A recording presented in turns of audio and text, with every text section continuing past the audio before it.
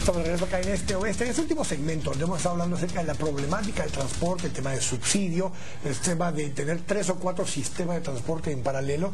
Y para concluir, para hablar en este último segmento, le voy a pedir a cada uno de nuestros invitados que puedan enfocarse, cada uno de ellos, en su área principal donde han estado trabajando. Le voy a pedir a Marvin Flores, ya que ellos hicieron el tema del estudio del subsidio, algunas recomendaciones. ¿Qué podemos hacer entonces en esta siguiente etapa? ¿Qué conclusiones hay en el estudio que ustedes hicieron con respecto a mejorar la transparencia y el manejo adecuado del subsidio de aquí en adelante mientras se sigue implementando? Claro, bueno, efectivamente el segmento o la investigación que nosotros hicimos se lleva por subtítulo ¿quién rinde cuentas? Porque esa es la pregunta. El ministro de Comunicaciones traslada la responsabilidad de la fiscalización a la Contraloría. La Contraloría dice que tiene problemas para fiscalizar a la EAU porque es una entidad privada. La municipalidad cumple en alguna medida con su parte con imponer algunas multas que de todos modos no se pagan y después se causan. Que dicho solo sea de paso, hasta el año 2000 el responsable de fiscalizar y verificar a quienes se les entregaba subsidio y cómo siempre había sido la municipalidad de Guatemala.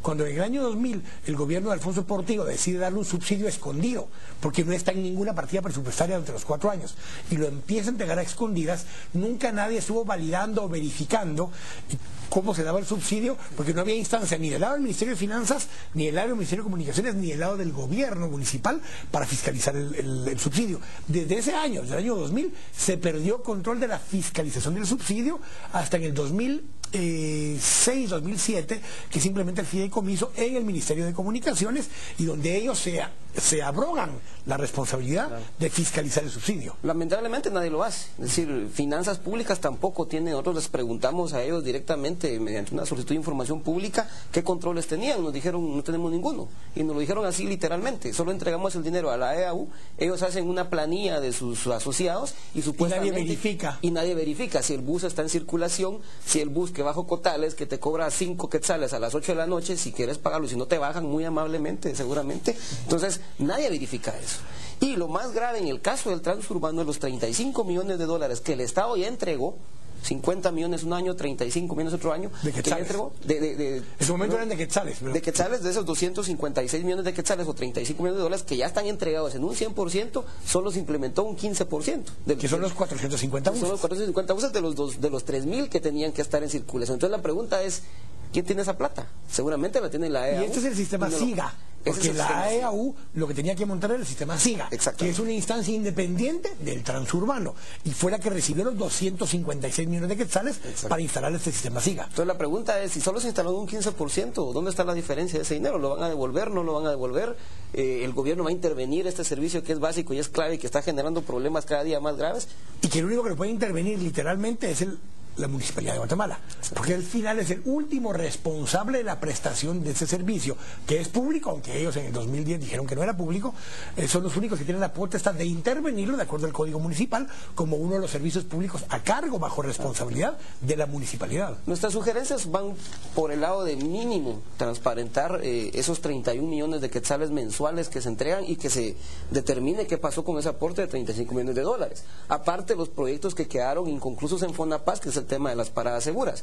Entonces, para encontrar una solución un poco más acorde, una de las propuestas era que cada bus tenga mínimo un sistema de GPS de control para verificar si realmente está trabajando y realmente es acreedor al servicio, al subsidio, perdón. Entonces, como mínimo. Y segundo, que pudiera entregarse el subsidio de manera directa a cada propietario de autobús, que podría ser una de las medidas. Habría que arreglar algunos temas como la contradancia que tú mencionabas, pero que es un tema que con voluntad se puede. O a los usuarios, ¿verdad? Bueno, o a los usuarios, que es la otra opción. Por medio, si ya está en el sistema de tarjeta prepago, se puede entregar al usuario por medio de la tarjeta prepago.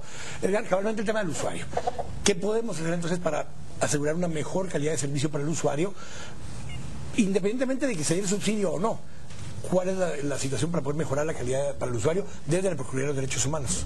De primera entrada sería implementación tecnológica, ¿verdad? Lo primero sería implementación del GPS en todos los buses, inclusive en los rojos y el sistema prepago, que garantizaría realmente el respeto a la tarifa, que ha sido uno de los principales problemas que han afrontado los usuarios, los millones de usuarios, que no me equivocaría en decir que por lo menos 100.000 usuarios al día tienen problemas, y me quedaría corto con los ayudantes hoy por hoy y con los pilotos, y por eso ha degenerado eso en una violencia inclusive dentro de las unidades de transporte, porque se siente, digamos, el usuario agredido cuando le cobran 5 quetzales, pues son las 2 de la tarde. Entonces hay algún tipo de situación ahí que molesta, hay discusión, intercambio de palabras, intercambio de golpes en algún momento, y eso viene a vulnerar ciertos derechos que tienen humanos básicos el usuario de transporte público, y que son rebasados por los ayudantes y el piloto muchas veces, o muchos de ellos a diario. La implementación tecnológica es básica, la reestructuración verdaderamente hacia la conformación de un sistema de transporte es vital también, en donde, como se discutía en el segmento anterior, haya cruces de las líneas, donde haya economías verdaderamente de escala y no haya, digamos, derroche o desperdicio de recursos, porque eso significa que el usuario ya no va a poder hacer un transbordo si no se utiliza esto pagando menos pasaje, sino va a que pagar, como hoy pasa, otro pasaje completo, ¿no? Guayo, lo mencioné en la frase en su momento, pero ¿cómo retomamos el camino en este tema del transporte? Bueno, yo creo que ya la problemática del área metropolitana en la ciudad de Guatemala en mucho excede la problemática del municipio, y que ustedes sabrán que el día de ayer generó muchas opiniones, unas a favor y otras en contra, porque una señora en no sé cuál de los municipios aledaños a la ciudad, por haber llegado tarde un día anterior, decidió bajarse de su automóvil, bloquear, ¿verdad?, un carril reversible que la Policía Municipal de Tránsito de ese municipio había implementado, y simplemente generó un caos vial, por lo que pudimos leer. Ese tipo de manifestaciones, creo yo, que van a ser cada vez mucho más generalizadas en la medida en que no exista un sistema de transporte metropolitano, ¿no? Y evidentemente todos sabemos que el propio proyecto, que yo creo de sus inicios con mucho éxito, del Transmetro, desafortunadamente se perdió el norte y el camino precisamente al no generalizarlo, ¿verdad? Ese dineral que se ha invertido, casi tirándolo a la basura, ¿verdad?, que nosotros calculamos más o menos del gobierno de Cerezo para el gobierno de Álvaro Colón, se les entregó a los transportistas aproximadamente 2.500 millones de quetzales solo en combustibles. Ese dinero pudo haber sido mucho mejor invertido haciendo los otros ejes de transporte para poder darle a la ciudad una posibilidad de transportar sobre, digamos, otros conceptos, ¿verdad?, a esa millonada de gente que hay que transportar. Entonces pienso que esa retomada de camino pasa mucho por la propia Municipalidad de Guatemala, que yo diría se quedó truncada. Ahora al parecer están diciendo que van a iniciar otra vez el eje norte, según pude escuchar, pero que más se queda en palabras que en obra, ¿verdad? Y entonces ya la ciudad de Guatemala no puede seguir, digamos, con ese caos vehicular. Ya debemos estar por encima del 1.200.000 vehículos en la ciudad, ¿verdad?, en el área metropolitana, y eso hace que cuando no se hicieron nuevas carreteras, nuevas vías de acceso a la ciudad, etcétera, genera los congestionamientos a los cuales desafortunadamente ya nos estamos acostumbrando. Gracias, Guayo, y Marvin y Edgar. Yo les voy a hacer un resumen un poco, incluso usando el ejemplo de Heidi Vélez, esta joven que mencionaba Guayo, que bloqueó este carril reversible. ¿Por qué lo hacen? ¿Por qué pasa esto? Ella viene de un municipio, San Miguel Betapa, o el área de Villacanales o Villanueva, cualquiera de los tres es lo mismo, pero San Miguel Betapa, por ejemplo, el 80% de su población económicamente activa trabaja en el municipio de Guatemala. Es una ciudad eminentemente dormitorio. Tienen la necesidad de moverse 8, 10, 12 kilómetros hacia algún lugar en las áreas de las zonas 4, 9, 10, 13, 14 de la ciudad de Guatemala, zona 1, para buscar el trabajo o ir a la oficina a la cual dice que llegó tarde. Hacer más calles como la Petapa o más calles como la Aguilar Batres no resuelven el problema. Simplemente unos años después estarían saturados esos carriles nuevamente de más vehículos que volvieron a irse a vivir más lejos porque encontraron vivienda más barata a 15, 20 kilómetros más afuera de la ciudad de Guatemala.